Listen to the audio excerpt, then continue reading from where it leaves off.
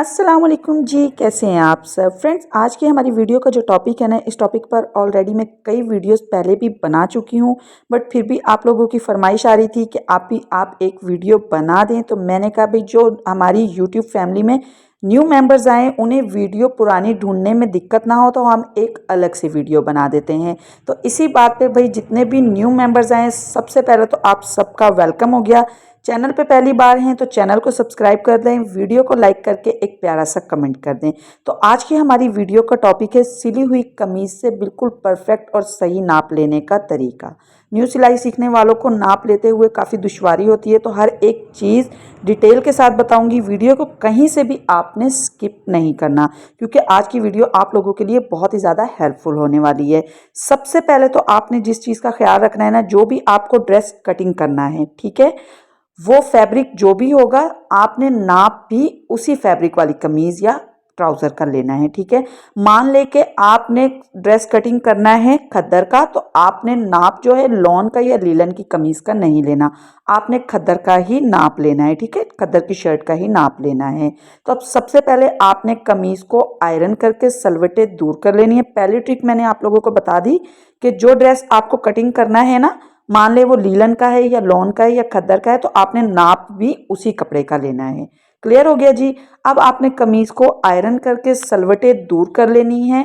इस तरीके से बिल्कुल सीधा आपने ज़मीन पे बिछा लेना है, ठीक है, ताकि ज़मीन पे बिल्कुल ये सीधी बिछी हो तो नाप लेने में आसानी होगा। ऊपर नीचे कोई जगह ना हो, मैट्रेस पे आपने बिल्कुल नहीं करना, ठीक है, चारपाई पे आपने नहीं करना, नाप नहीं लेना। नीचे ज़मीन पे बिछा दें या कोई स्ट्रेट जगह हो ना, जैसे कोई टेबल है स्ट्रेट, वहाँ पे आपने कमीज़ को बिल्कुल सीधा फैला देना है। इन चीज़ों का आपने ख्याल रखना है, तभी आपकी सिलाई और कटिंग में आप परफेक्ट होंगे, ठीक है। अब आपने इस तरीके से कमीज़ को रख लिया। सबसे पहले आपने जो नाप लेना है कमीज़ का, कभी भी इस साइड से नहीं लेना, ठीक है। कमीज़ का जो हमने लंबाई का नाप लेना है, वो यहाँ से इंच टेप को हम रखेंगे और दामन तक ले जाएंगे। जो भी आपका नाप आएगा वो आपने पेपर पर लिख लेना है। मार्जिन वगैरह अभी नहीं बता रही हूँ, क्योंकि मैं यहाँ पे आपको नाप लेने का तरीका बता रही हूँ कि कहाँ पे आपको गलती नहीं करनी है, ठीक है। कभी भी आपने उस साइड से नहीं नाप लेना है, जैसे मैंने बताया है यहाँ से आपने नाप लेना है। अब कमीज़ को हमने इस तरीके से पलटा दिया। अब हम तीरे का नाप लेंगे, ठीक हो गया जी। यहाँ पे ये देखें, जहाँ से एक आस्तीन जुड़ी हुई है यहाँ से और यहाँ से दूसरी साइड से, ये हमारा होता है तीरा। बहुत सारे लोगों को प्रॉब्लम होती है कि आप ये तीरा क्या होता है। तो अब आप देख लें, जहाँ से आस्तीन हमारी जुड़ी हुई है ना, सिलाई लगी हुई है, यहाँ से लेके यहाँ तक दूसरी आस्तीन तक ये हमारा तीरा है, जहाँ पे दूसरी आस्तीन की सिलाई लगी हुई है। बिल्कुल इसे हमने खींचातानी नहीं करना, तीरे को फैलाना नहीं है, बिल्कुल ऐसे स्ट्रेट रखते हुए यहाँ पे हमने नाप ले लिया तीरे का, ठीक है, वो भी हम लिख लेंगे।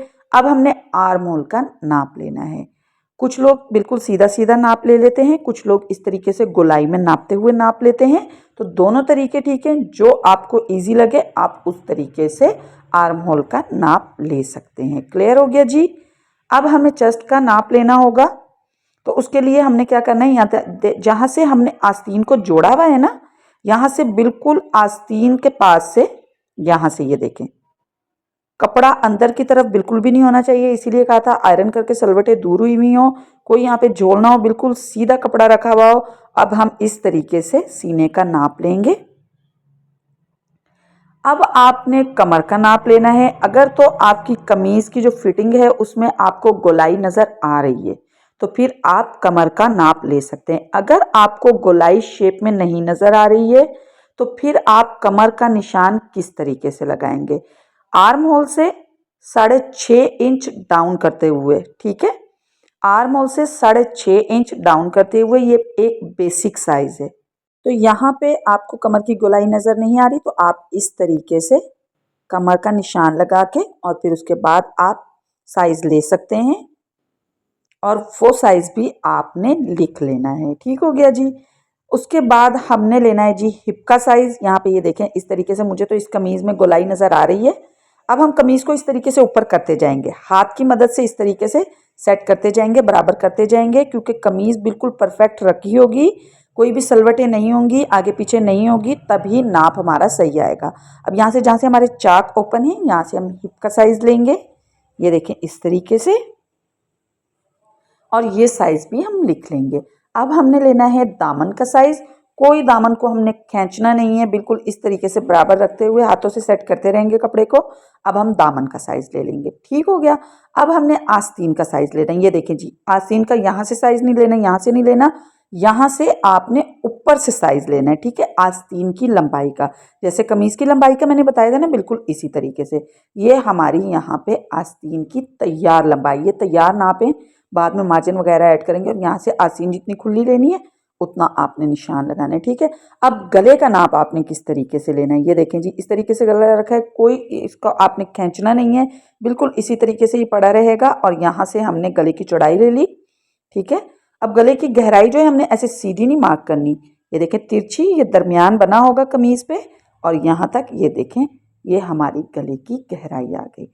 आई होप हर एक चीज़ आप लोगों को अच्छे से डिटेल के साथ समझ आ गई होगी कि कहाँ से आपको किस तरीके से नाप लेना है। वीडियो अच्छी लगी हो तो लाइक करें, समझ ना आए तो कमेंट करके पूछ लीजिएगा।